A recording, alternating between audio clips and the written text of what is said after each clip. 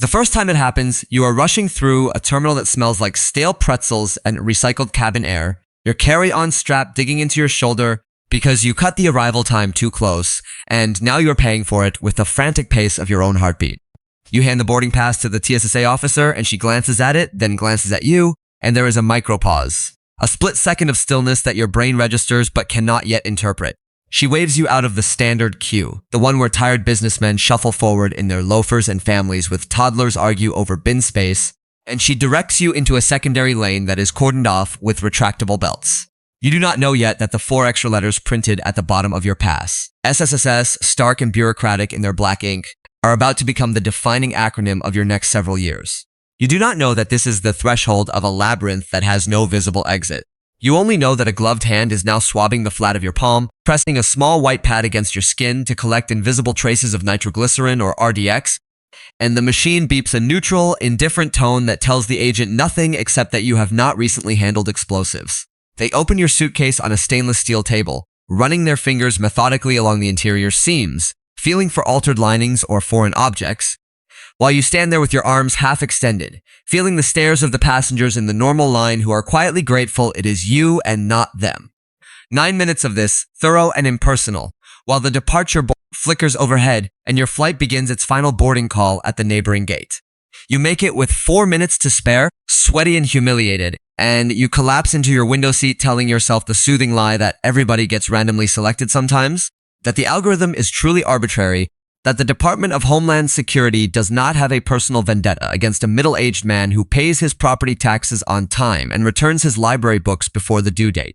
That lie lasts exactly 3 months. The second occurrence arrives like a familiar dread you refuse to name. You are flying to a work conference in a city you have visited a dozen times, and you have allowed yourself to forget the incident because human memory is generous that way, offering us the comfort of amnesia when the alternative is unbearable vigilance. But there they are again, those same 4 letters, printed with mechanical indifference across the bottom of your electronic boarding pass. The kiosk spits out the paper, and your stomach drops with the visceral certainty of a man who has just recognized the handwriting on a threatening envelope. You are pulled aside once more, subjected to the same ritual of swabs and pat-downs, the agent's hands running along your rib cage with the backs of their fingers, a deliberate technique that is somehow more degrading than a direct touch because it implies you are too dangerous for a standard frisk. You tell yourself it is a statistical fluke, that the odds of being selected twice in a row are improbable but not impossible, like flipping a coin and watching it land heads twice. The third time, 3 months after that, the agent looks at your identification, then looks at the screen, then mutters something under his breath that you catch with perfect clarity. You again, those 2 words hit your nervous system like a low-voltage current. They are not the words of a man observing random chance. They are the words of a man confirming a file. Something cold and liquid moves through your chest, a sensation that will become as familiar to you as your own breathing over the coming years. Because you again is the sound of a system recognizing you, and recognition from a machine that does not explain itself is the most unnerving form of contact there is. You ask him why. You lean forward and ask him directly, your voice pitched low so the people behind you do not hear the tremor. He shrugs with his shoulders and his eyebrows, a gesture of genuine ignorance, because he is looking at a screen that simply flashes an instruction without providing context or justification. The screen does not explain itself to him any more than a traffic light explains itself to a driver.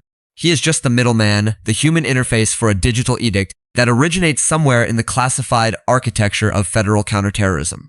You begin to notice the cascading side effects that the initial screening never warned you about. You can no longer check in online, ever, because the airline's app returns a spinning wheel of death that eventually resolves into a generic error message urging you to see an agent at the counter. The self-service kiosks, with their cheerful touchscreens, reject your confirmation number outright, forcing you into the slow-moving line of passengers with oversized luggage and complex itinerary changes. You are never assigned to an early boarding group. You are always the manual entry, the name that the gate agent types laboriously into the terminal, while the queue behind you grows restless and impatient, their collective sigh, a palpable force against your back. You start arriving at the airport 3 hours early, not out of meticulous planning, but out of a nameless dread that has calcified into a ritual of self-preservation. You bring paper copies of every document you own, birth certificate, utility bills, property deeds, as if a government-issued ID is no longer sufficient proof of your existence. You have been selected 4 times consecutively now, and you are mathematically literate enough to know that this is not a coin landing on heads 4 times. This is a coin that someone is deliberately holding, applying pressure with an invisible thumb to ensure it falls a specific way. The realization is both paralyzing and galvanizing because it forces you to confront the existence of a file that bears your name, a file that is circulating through the bloodstream of national security, a file that contains information about you that you have never been permitted to see or challenge. What you do not yet grasp, what the system deliberately obscures, is the bureaucratic anatomy of the beast that is swallowing your civilian identity. There is a master repository known as the Terrorist Screening Database, a sprawling digital leviathan that feeds smaller, more specialized lists downstream, much like a great river diverging into tributaries. The selectee list, which is where you currently reside, is considered the softer tier, the one designated for additional screening, rather than outright denial of transport. To earn a place on this list, the government does not require an indictment, a conviction, or even an arrest. The threshold for nomination is a standard called reasonable suspicion, a phrase that sounds robust and legally sound until you discover what it means in practice.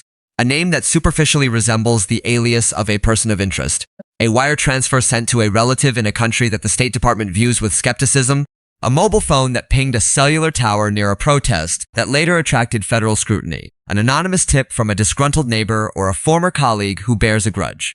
The nomination can originate from any of 19 separate federal agencies, each with their own guidelines, their own interpretations, their own institutional paranoia. Once you are nominated, the legal burden inverts itself entirely, a perversion of the foundational presumption of innocence that is supposed to underpin American jurisprudence. It is no longer the government's responsibility to prove that you belong on the list. It is your responsibility to prove that you do not. Except you are not informed of your nomination, so you do not even know that a burden exists, let alone what evidence you would need to marshal in your defense. You simply continue moving through the world, booking flights, showing identification, submitting to pat-downs, all while an invisible jury has already reached a verdict about your character that is entirely divorced from the reality of your unremarkable life. You mentioned the recurring ordeal to your colleague Marcus during a lull in the workday, framing it as a half-joke, a quirky anecdote about bureaucratic absurdity. Marcus has occupied the desk next to yours for 6 years, a quiet presence who covers your shift when your car breaks down and never expects repayment or gratitude. He is the sort of man who wears the same dark green polo shirt so frequently that you have developed a running joke about it being his uniform. He listens to your story with an attentiveness that is unusual for him, and he tells you that his uncle encountered a similar problem years ago, a persistent nuisance that was eventually resolved by filing something called a redress request through a program operated by the Department of Homeland Security. He scribbles the phrase on a sticky note and slides it across the desk toward you.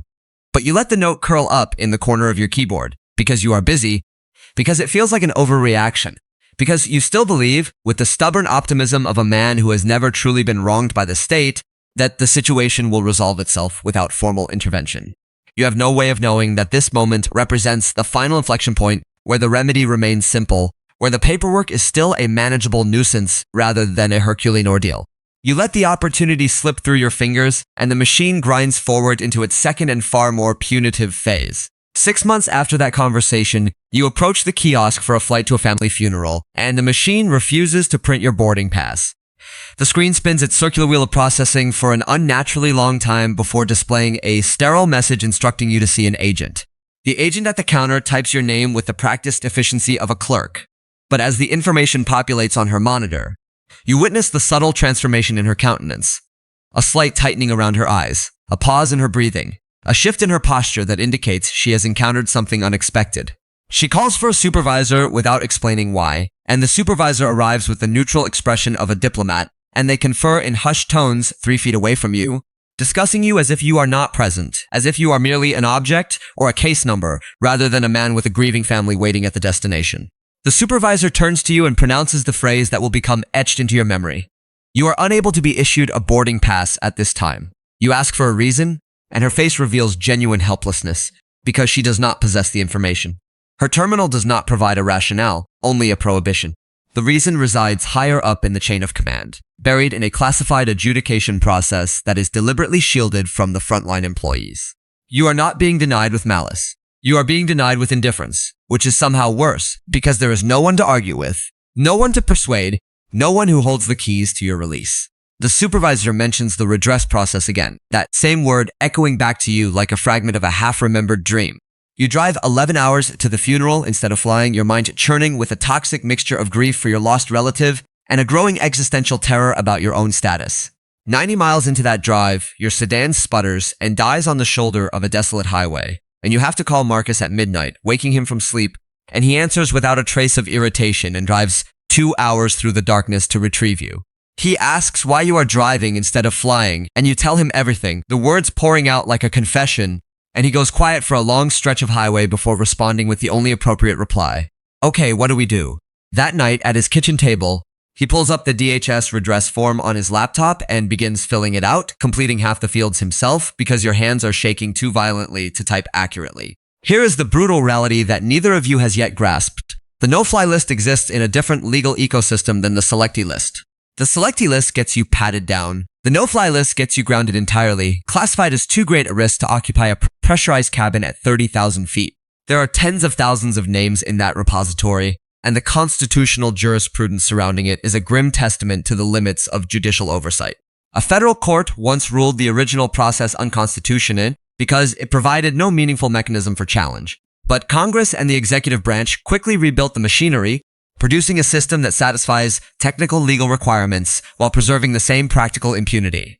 You are about to file yourself into that rebuilt machine, waiting patiently for a verdict that may never arrive. You cling to the semantic distinction that you have not been accused of anything, that there is no indictment, no charge, no specific allegation. But the system does not need to accuse you. It merely needs to indicate you, to mark your file with a flag that radiates suspicion without articulating its basis. You are just beginning to understand the chasm between those two words, and the education is brutal. The watch list, you quickly learn, is not a wall that you can see or touch. It is a stain, an oily discoloration that seeps into every aspect of modern existence that is attached to your legal name. Your bank sends a terse letter stating that your checking account is undergoing a routine review. 2 weeks later, a second letter arrives, more formal, indicating that the institution has decided to close the relationship at their discretion, a phrase that appears 4 times in a single paragraph and offers no actionable explanation.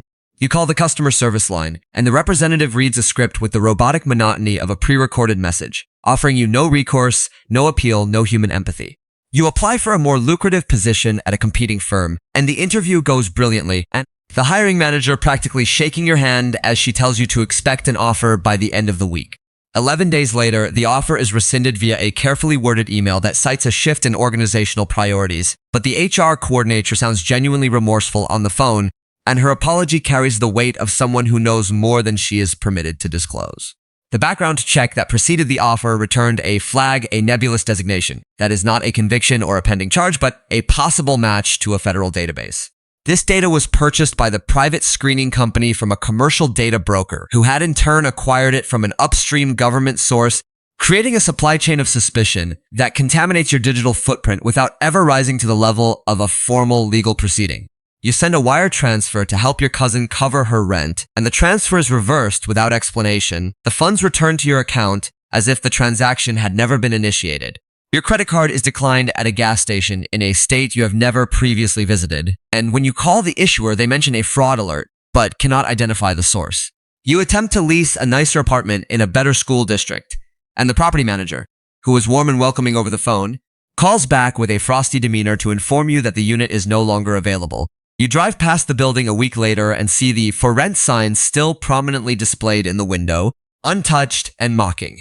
Each of these incidents is individually deniable, a glitch that could be blamed on a busy month or a software error, but you are living inside the aggregate pattern, and the aggregate pattern has a texture, a recurrent hum of rejection that vibrates through your daily interactions.